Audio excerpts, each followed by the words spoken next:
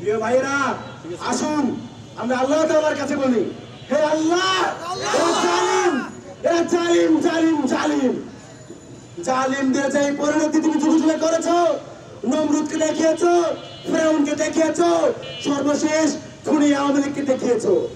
যদি এই নব্য জালিমরা যদি এদের কপালে হেদায়েত থাকে, দয়া করে দ্রুত হেদায়েত দাও। আমরা আর পারতেছি না, পুরো বাংলাদেশটাকে আবারও সেই মৃত্যু পুরোতে ফিরিয়ে নিচ্ছে। কপালে হেদায়েত থাকে, দ্রুত হেদায়েত দাও। আর যদি হেদায়েত না থাকে, আল্লাহ দয়া করে ধ্বংস করে দাও। করে আমরা কোন জালিমের হাতে আমাদের বাংলাদেশকে তুলে দিতে পারি না। আমরা কি পারবো জুলাই আগস্টের সেই চেতনা নতুন করে বাংলাদেশে বাস্তবায়ন করতে? আমরা কি পারবো? বাংলাদেশ তোমার ভয় নাই, জুলাই আগস্টে ভয় নাই। বাংলাদেশ তোমার ভয় নাই, 5ই আগস্টে ভয় নাই। বাংলাদেশ তোমার ভয় নাই, গণ অভ্যুত্থানে ভয় নাই। যদি নতুন করে বাংলাদেশের মাটিতে কেউ আওয়ামী লীগ হওয়ার চেষ্টা করে, তাকে আওয়ামী লীগের মতোই পরিণতি ফিরিয়ে দেওয়া হবে।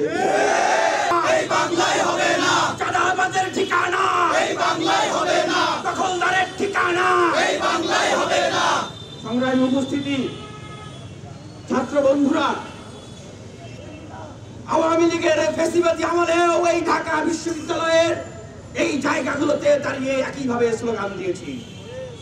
আজকে যেভাবে ছাত্র বন্ধুরা প্রতিবাদ করছে, আওয়ামী লীগের আমলেও ঠিক একইভাবে এইভাবে আমরা প্রতিবাদ করতাম।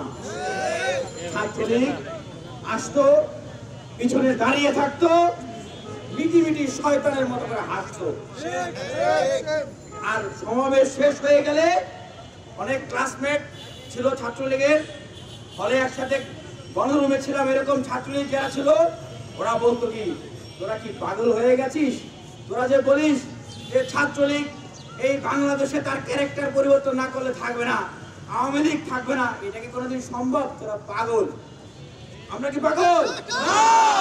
ঢাকা বিশ্ববিদ্যালয়ের প্রতিবাদী শিক্ষার্থীরা কি পাগল ছিল? পাগল ছিল না। ঠিক আজও বলতে চাই, যারা নিজেদের রাজনীতির গুণগত পরিবর্তন আনতে পারছেন না, যারা নিজেদের দলের নেতা কর্মীদেরকে নিয়ন্ত্রণ করতে পারছেন না, তাদের উদ্দেশ্যে বলছি, আপনাদের শত্রু নই আমরা, আপনাদেরকে বদদুয়া করতেছি না। কারণ দীর্ঘ 16 বছরে আপনারাও নির্যাতিত নিপীড়িত হয়েছেন। কিন্তু আজকে মুসলিম যদি জালিম হয়ে যায়, আল্লাহর আরশ কিন্তু আবারও কম্পন সৃষ্টি হবে। যদি আবারও 5 আগস্ট পরবর্তী বাংলাদেশে বোনদেরকে ধর্ষণ করা হয়, মাদেরকে ধর্ষণ করা হয়, যদি বিয়ে না দেওয়ার কারণে বাবাকে পিটিয়ে হত্যা করা হয়, চাঁদা না দেওয়ার কারণে ভাইকে পাথর নিক্ষেপ করে সেই জাহিলিয়াতের মতো হত্যা করা হয়, এই অত্যাচার, এই নির্যাতন আর কেউ সইবে না।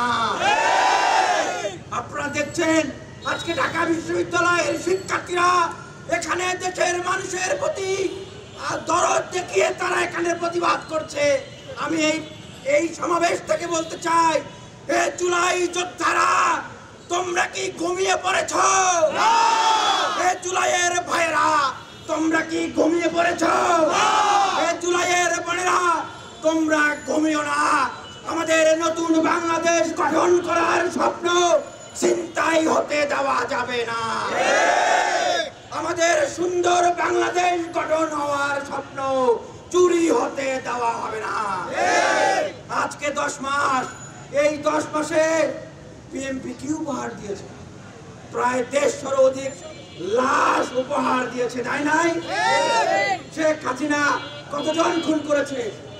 2000 মা বোনকে খুন করেছে। আমরা জানি না জাতীয় নির্বাচনের আগেই তারা আবার 2000 খুন পূর্ণ করে ফেলে কিনা। আমরা বলতে চাই, জুলাই সনদ আমাদেরকে দিতে হবে। এই খুনি খুন ধর্ষণকারী লুটেরাদের বিচার করতে হবে। বাংলাদেশকে সংস্কার করতে হবে। আমরা শহীদ ভাইরা শহীদের জন্য হয় নাই, আহত ভাইরা এই জন্য আহত হয় নাই। বিশ্ববিদ্যালয়ের লাইব্রেরি হল থেকে শিক্ষার্থীরা এই জন্য বের হয় নাই কেবলমাত্র নির্বাচন করে একটি দলের হাতে ক্ষমতা তুলে দেবে এজন্য। বেকারদের কর্মসংস্থান, দেশকে সুন্দরভাবে সাজাতে হবে, তারপরে নির্বাচনের কথা ভাবতে হবে। সংস্কার না করে কোনো নির্বাচন কোন চাঁদাবাজ দখলদারদের হাতে আমরা দেশকে তুলে দেব না। কিভাবে দেশ পরিচালিত হবে সিদ্ধান্ত দিবে এই ছাত্র সমাজ এবং জনতা। এই চাঁদাবাজদের ঠিকানা হবে না। করেছে পাথর মেরে খুন করা, রক্তে খুন করা, ধর্ষণ করে নদীতে ফেলে দেওয়া, এই ধরনের নৃশংসতা আমরা এর পূর্বে কখনোই দেখি নাই। আমরা আর সামনে এই দৃশ্য দেখতে চাই না। তারেক রহমানের প্রতি আহ্বান, আপনি আপনার দলকে নিয়ন্ত্রণ করুন। যদি নিয়ন্ত্রণ করতে না পারেন, আওয়ামী লীগ যেভাবে পালিয়েছে দিল্লিতে, আপনাদের পালানোর জায়গা নাই।